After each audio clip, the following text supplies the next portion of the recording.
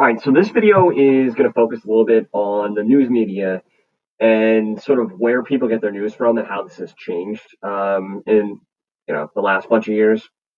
So, um, in terms of like overall, where Americans like still get their news from, they still rely on TV more than like other sources of like media.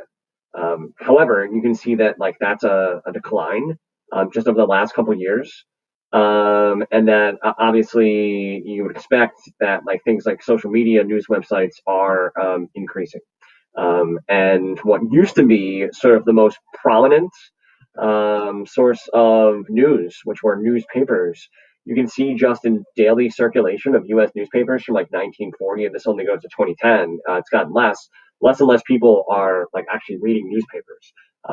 There's much more of a willingness to sort of rely on either broadcast news or in the last 10 years or so, definitely an increased reliance on the internet and social media platforms for news.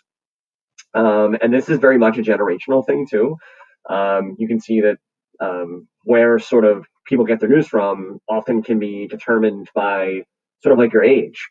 So again, no surprise that the youngest demographic, 18 to 24-year-olds, is sort of relying more on online sources, social media, and you see like the oldest group, the 55 plusers, are relying on that like the least. But when you get to something like TV, you see like it go in the opposite direction, where it's like the youngest groups are relying less on TV, and you see like the oldest groups relying most on it. And the same thing with like print, less reliance if you're younger, more reliance if you're older.